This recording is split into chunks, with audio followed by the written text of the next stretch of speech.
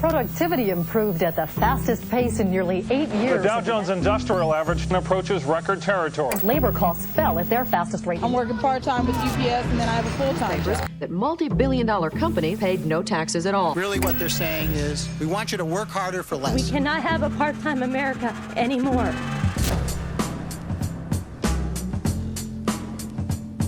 How you doing, brother? Did you fill out one of the pledge cards? We're gonna need you to fill out this pledge card. Did you fill this out already? What is it for? To demonstrate to the company that we're standing united in regards to our wages, working condition, more days off. Being a Teamster has given me that power to face the company, face the injustice, and build power with my working brothers and sisters. These are the Teamsters, one of America's largest and most powerful unions. The cards they're collecting are pledges to stand in solidarity for what could be one of the largest strikes on a single employer in American history at UPS. The strike would be massive, shutting down one of the most important logistics companies in the world. 6% of the American gross domestic product flows through UPS. Key segments of the American economy would grind to a halt. It would be one of the most dramatic and disruptive labor actions in American labor history. But it's not the first time UPS workers have waged a nationwide strike. It's been the most dramatic confrontation between industry and organized labor in 2 decades. The last time the Teamsters went on strike at UPS, the union made the strike a referendum on the state of a deeply unequal and unjust American economy. And many workers who are on the verge of walking off the job today did so back then. My name is Antoine Andrews. My name is Antonio Rosario. My name is Angelique Dawkins. I'm a proud member of Teamsters for 27 years. Going on 29 years. 28 years. I'll make my 29th in August. They're leaders working to prepare their union to do it again, organizing with their coworkers to walk off the job in the summer of 2023.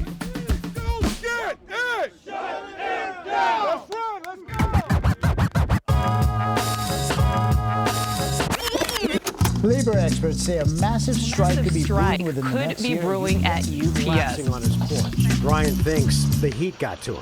The part-timers that are inside now are making less than what I did in 1997. This strike would not just be one of the largest and most disruptive strikes in American history, it also would come at a time of record inequality, with U.S. unions at their weakest since the Great Depression. This is the New York City Police Department. As labor organizing accelerates at Amazon and Starbucks and for workers around the country, millions of workers are discovering how deeply the odds are stacked against them. But today, the labor movement is very different than it was several decades ago.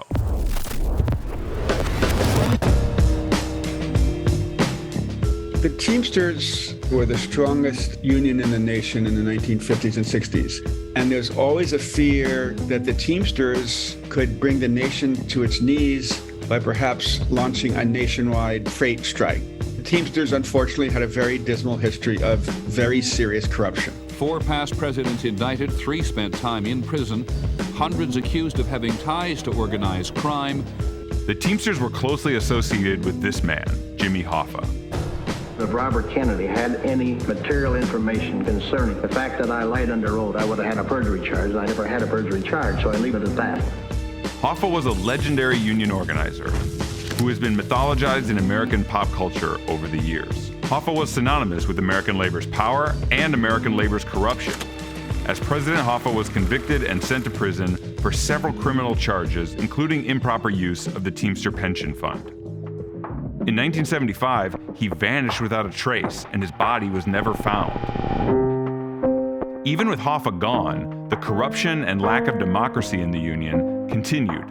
As much as people hate to say it, there was organized crime in our union. Jackie Presser was probably one of the worst leaders that we ever knew in the Teamsters. At a convention in Vegas, Jackie Presser was brought out and carried by men on a gondola. Does that sound like somebody that's fighting for working people?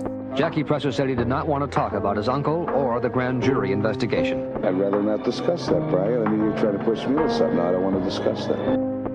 It was a very hostile environment for any trade unionist who rejected corruption and believed in democracy. But some people actually did it.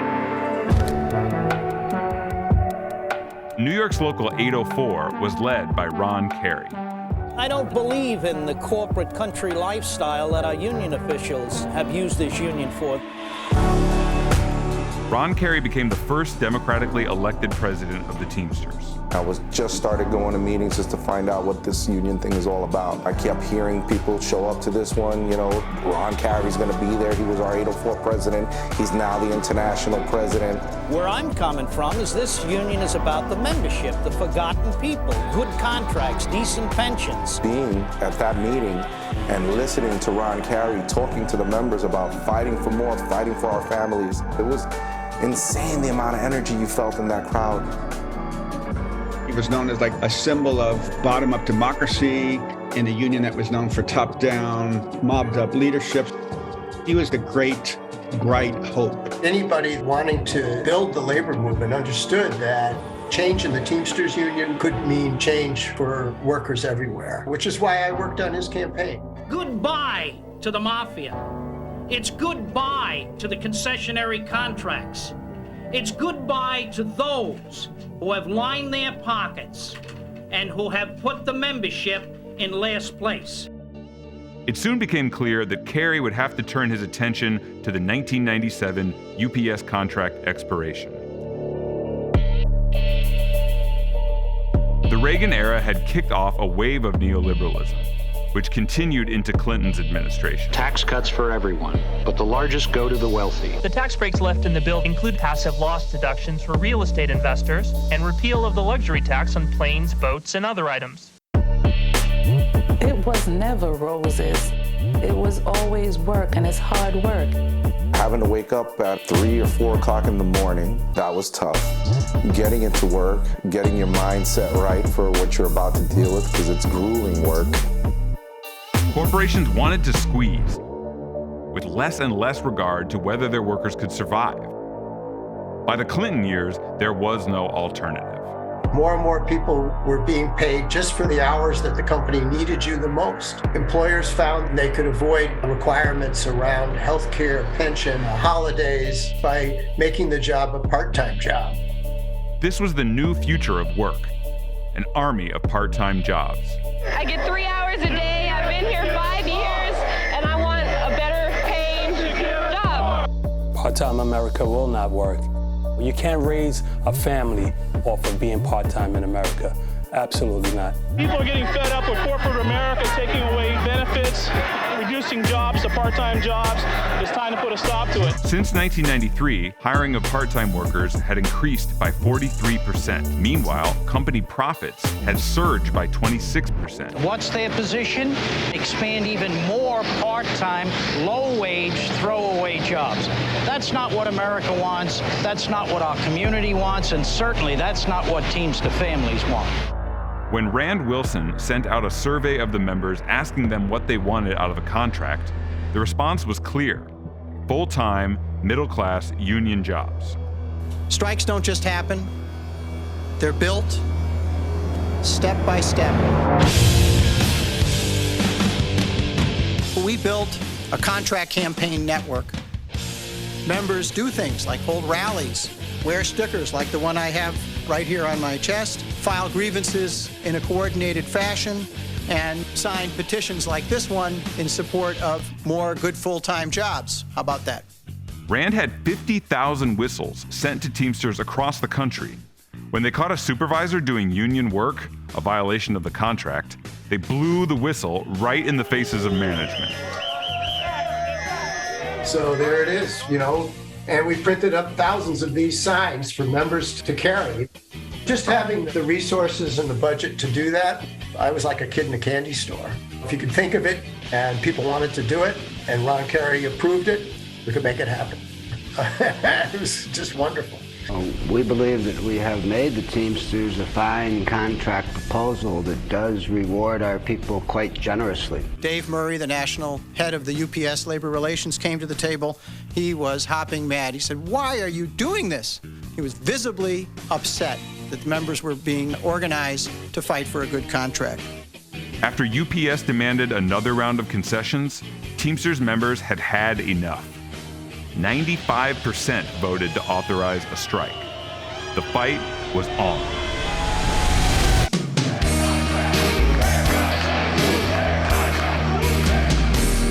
were the Teamsters, the strongest in the land. 1.4 million women and men. Let me tell you. Who you for in this one, strikers or UPS? I gotta go with the Teamster guys. And UPS says they only need part-time workers because they're only busy for 4 hours in the morning and 4 hours in the afternoon. Well, that's an 8-hour job. It would be a full-time job. It's very simple, very simple. The strike was everywhere you looked. In Chicago, the AFL-CIO threw its weight behind the striking. On every local and national newscast, and in every paper. Alleged abuses in the workplace. And a key issue is part-time versus full-time jobs. Teamsters were ready to tell anyone who asked exactly what they were fighting for. So I talked to one kid that worked at the Oakland Airport, part-time, got family, 2 kids, and he's got 3 jobs.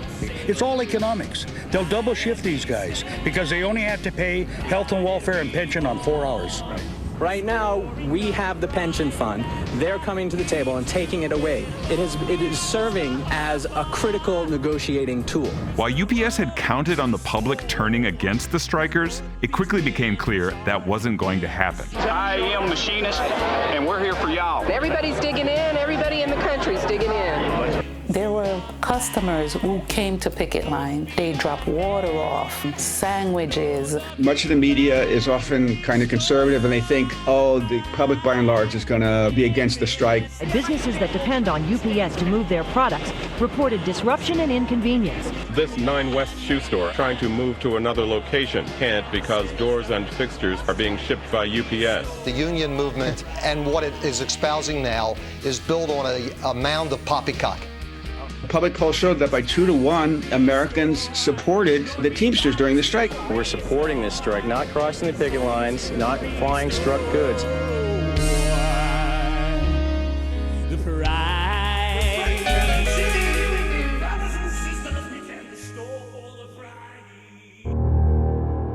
The pro-business Wall Street Journal and others called for President Bill Clinton to intervene and use his powers under the Taft-Hartley Act to order an end to the strike. I'm very concerned, but I do not believe that it is a fair reading of the Taft-Hartley law, which is the law I have to act under, that this high standard of that law has been met.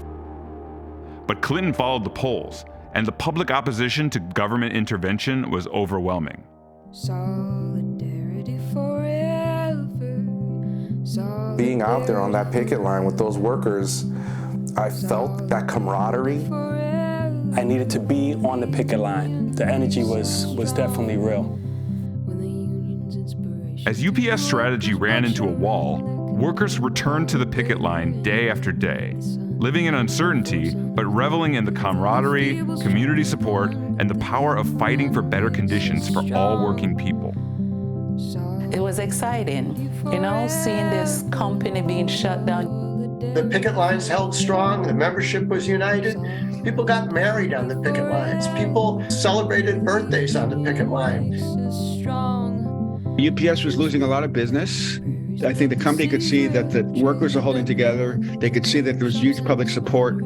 It suffered a $600 million loss during the strike, and it worried it would lose permanent market share to Federal Express and the Postal Service.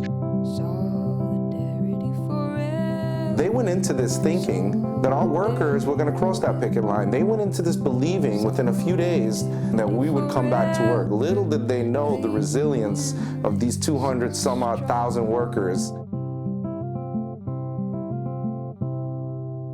The real reality is that they can't get it done without us Teamsters.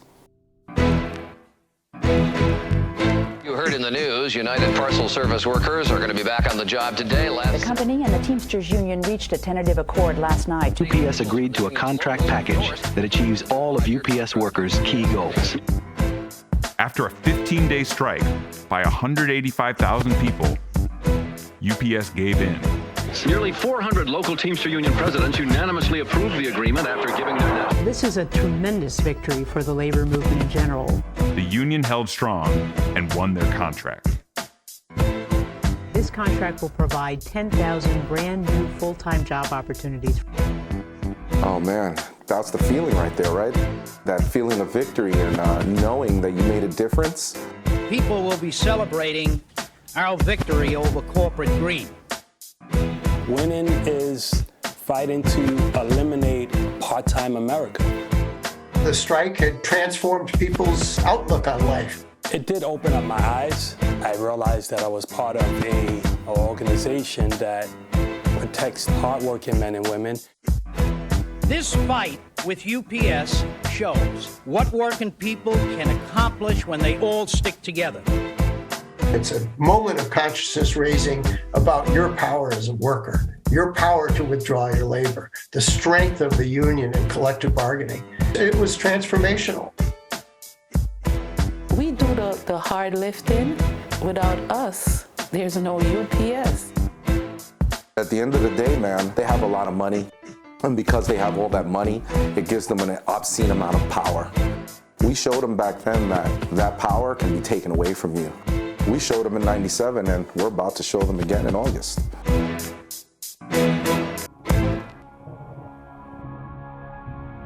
The strike was a lesson for both corporate America and the working class, that the bosses need us more than we need them. But now, many of the same issues are at stake again.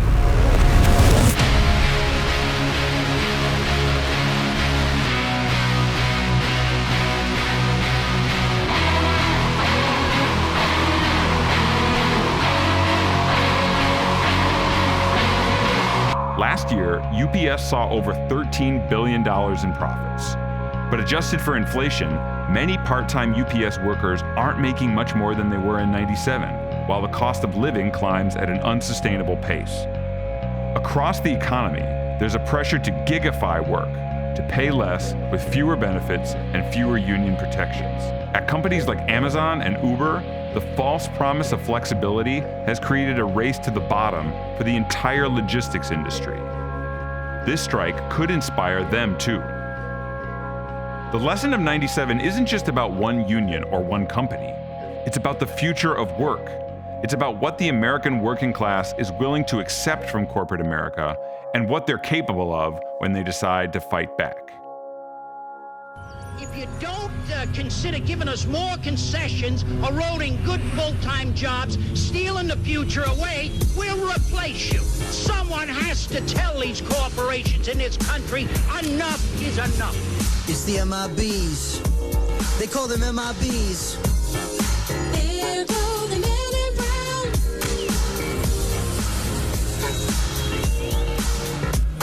UPS men dressed in brown all over town. Come to your door, face to face, lay the package down. Deliver to you and me, MIB. Uglier clothes you will not see. You don't see them now, cause they're all gone. Walking picket lines, cause the strike is on. They're peaceful, won't resort to violence, but they won't do their job and sit back.